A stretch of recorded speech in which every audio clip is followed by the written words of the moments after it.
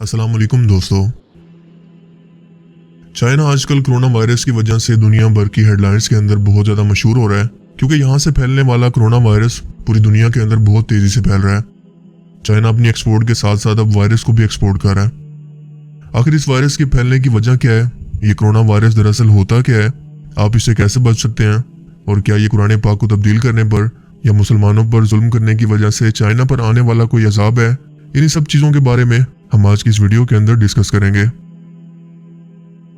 सबसे पहले ये जान लेते हैं कि वायरस दरअसल होता क्या है।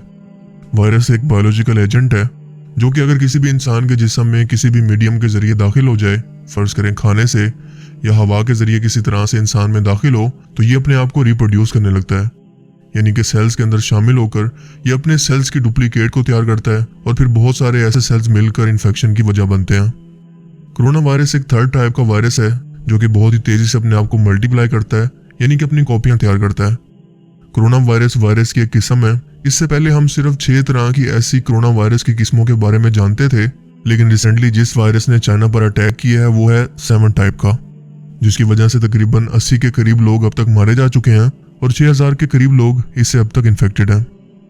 इसके अलावा ये वायरस दूसरे मुल्कों मसलन थाईलैंड, कोरिया, अमेरिका, सिंगापुर ऐसे तमाम ममालिक के अंदर मुसाफिरों की वजह से फैल चुका है, जिनकी तस्दीक भी हो चुकी है। चाइनीज हुकूमत ने वुहान शहर की इजाफी परवाजों पर, सबवे स्टेशन पर और बस स्टेशन पर मुसाफिरों की आमदोरफ्त को काफ़ी महदूद कर दिया है, जिससे अंदाज़ा होता है कि चाइनीज हुकूमत इस मसले से लड़ने के लिए बहुत हद तक सीरियस है। कोरोना वायरस वैसे तो सबसे पहले जानवरों के अंदर डिस्कवर हुआ, मसलन ऊँटों के अंदर, चिमगाडर और फिर सांप वगैरह में से पाया गया, लेकिन जब ये स्ट्रॉन्ग हुआ तो इसने इंसानों के अंदर दाखिल होने के बाद खुद को इतना स्ट्रॉन्ग कर लिया कि इतने डेडली तरीके से इंसानों को इफेक्ट करने लगा। 1960 से लेकर अब तक इसकी तकरीबन 6 किस्में दरियाफ्त हो चुकी हैं, जिनकी अलामात के अंदर सांस की नाली के अंदर सोजिश हो जाना, जिससे सांस लेने के अंदर बहुत ज़्यादा मुश्किलात होती हैं क्योंकि ये फेफड़ों को भी इफेक्ट करता है। इसके अलावा नज़ला जुकाम भी शामिल है और ये इंसानों के जरिए इंसानों में ही फैल रहा है। और इसी वजह से वुहान शहर की तमाम गैर ज़रूरी आमदोरफ्त को चाइनीज हुकूमत ने ना सिर्फ काफ़ी महदूद कर दिया है, बल्कि सिर्फ इस वायरस के इलाज के लिए बाकायदा हंगामी बुनियादों पर भी हॉस्पिटल्स तामीर किए जा रहे हैं। इसके अलावा वो परवाजें जो किसी इमरजेंसी की वजह से दूसरे ममालिक के अंदर जा रही हैं, वुहान शहर से जाने वाले इन मुसाफिरों को बिल्कुल एक अलग प्रोटोकॉल में रखा जा रहा है। आपको बताता चलूं कि सन 2002 में भी इससे पहले चाइना के अंदर कोरोना वायरस की वजह से एक सार्स नाम की बीमारी फैली थी, जिसकी वजह से तकरीबन 8000 लोग मारे गए थे। अब जरा आते हैं इसके रीजंस की तरफ कि ऐसी कौन सी वजूहात हैं कि ये वायरस इस कदर तेजी से फैल रहा है। दरअसल साइंटिस्ट का ये मानना है कि ये चाइनीज सी फूड मार्केट से शुरू हुआ, जहाँ पर सी फूड के अलावा तमाम किस्म के जंगली जानवर मसलन चिमगाडरें, सांप, कुत्ते, बिल्लियाँ और ये सब चीज़ें खाने को मिल जाती हैं। और आप जानते हैं कि चाइनीज इन चीज़ों को बड़े शौक से खाते हैं। ये जानवर बहुत गलीज होते हैं, इनके अंदर तरह तरह के वायरस और कई तरह की बीमारियाँ मौजूद होती हैं।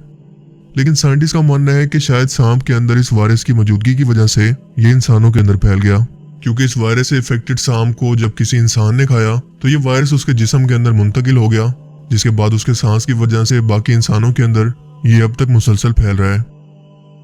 और यही वजह है कि इस्लाम के अंदर हराम जानवरों को खाने से मना किया गया है और वाज़ेह तौर पर इन चीज़ों की निशानदेही कर दी है कि कौन से जानवर आपके लिए हलाल हैं और कौन से हराम, क्योंकि इन इंसानों और जानवरों को पैदा करने वाला इस बात से अच्छी तरह से वाकिफ है कि क्या चीज़ें इंसानों के लिए बेहतर हैं।